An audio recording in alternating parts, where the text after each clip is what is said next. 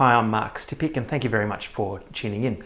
Today I'm answering the question, are employees covered under WorkCover if they attend a Christmas after party? And I'll explain what I mean by an after party. The company might have decided to host a Christmas party, could have been on site at the workplace, or it could have been down the road at a local pub. The party might be booked in to go from 6 p.m. till 9 p.m. and at the end of the night a group of employees may decide that they're going to kick on. They're all going to head off down to the pub around the corner and they're going to keep going. So at that point in time, are they going to be covered by the workplace rules and are they protected by WorkCover? The answer to that is 9 times out of 10, no, they're not going to be covered under WorkCover. But 1 time out of 10, the answer is maybe they might be covered under WorkCover. So I'll explain the reasons why employees wouldn't be covered, and then I'll explain the reasons why employees might be covered. So if the employer's booked it in for a fixed time and people have effectively left the authorised work function, it's not that much different to employees leaving work at the end of the day. So really it's not that different a scenario to people who have knocked off from work, say at 5 o'clock, and they've decided to have some Wednesday night beers as if they've knocked off, and that's something that they've decided to do completely themselves. So look, they're outside of the hours of work, they've made a decision to keep doing what they're doing. A lot of those workplace rules have been left behind. So really people have taken themselves out of the workplace and they're out, basically out in the public and on their own at that point.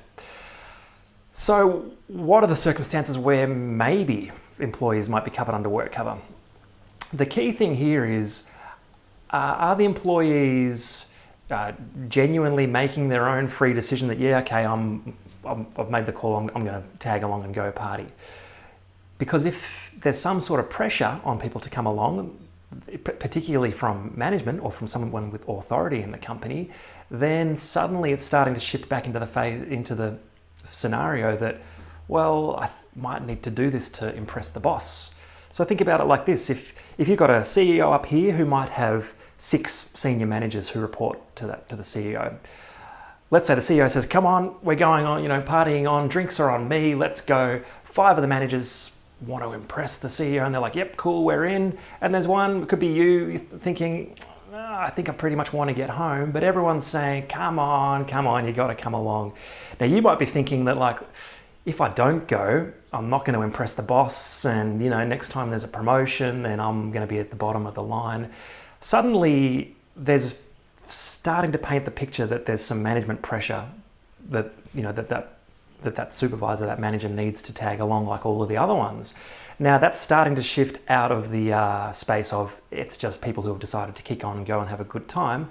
Arguably that there was some work expectation that you were going to tag along, and all of a sudden now, I'm not saying that means that everything that it's open slather and that WorkCover claims are definitely going to go through, but you've created grayness there, and ideally managers, or people in positions of authority should not be putting that sort of pressure or expectations on people when the authorised work function is finished. That's it, if it's people's free choices thereafter. Something for you to think about. Like with everything in workers' comp, there are a lot of areas of grey. It's very rarely is it a black and white decision process.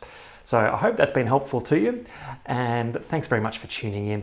Please subscribe to my YouTube channel and also have a look at markstipic.com.au where there's plenty of other articles and resources.